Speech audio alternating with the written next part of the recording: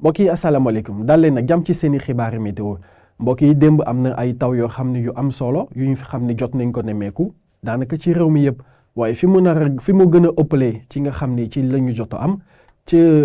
Ida Mouride la ndax foofu am nañ fa téeméeri millimètre ak ñeent fukki ak juróom-ñaar waaye nag ci Tambacounda foofu am nañ fa itam téeméeri millimètre ak juróom fukk ak ñaar te loolu nag jot naa jur foofu ay tuuti jafe-jafe mbokk yi li des ci wàllum météo ñu ngi leen di yëgal ni ba tey asamaan si mi ngi woy di am ay niir yoo xam ni mënees na indi ay taw lu mel ni ay averse te loolu ñu koy xaarandi ci dëkk yi nga xam ñoo fare ci penku bi waaye nag ci Casamance suba nag incha allah buñ ci yeggee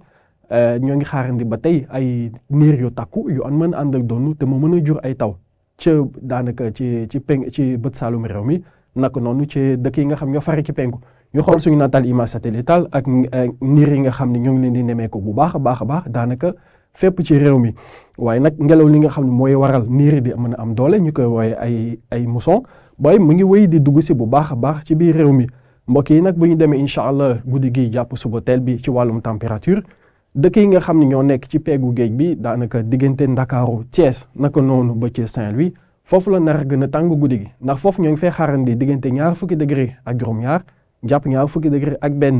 ak juróom-benn waaye nag ci digg réew mi dëkk yi nga xam ñoo fa nekk yëpp seen température mi ngi dalee diggante ñaar fukki degré ak benn jàpp ñaar fukki degré ak ñaar fukki degré ak juróom ñu amee ko itam ci Podor ñaar fukki degré ak ñaar ñu am ko ci dëkk yi nga xam ñoo nekk ci penku bi yëpp naka noonu jàpp ba ci Kédougou ñaar fukki degré ak ñett ñu am ko diggante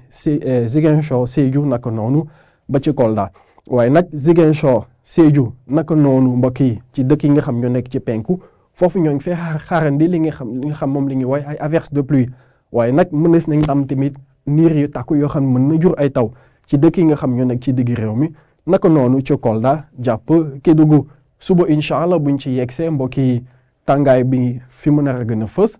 ci dëkk yi nga xam ñoo nekk diggante Kaolack Fatick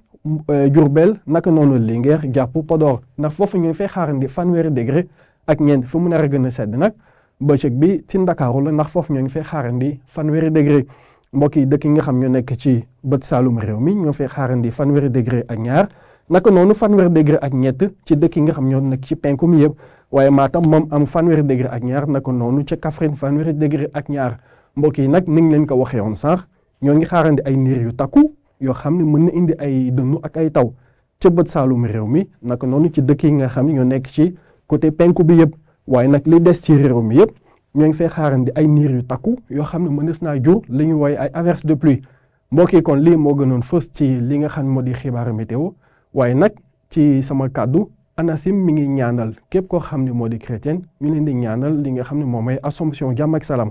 ñu leen ñaan ngeen woy nag di ñu topp ba tey ci xarala yees yi ndax ngeen mën fa amee xibaar yi nga xam ne moo gën a mujj ñu leen ñaanal guddi jàmm ak salaam jërë ngeen jëf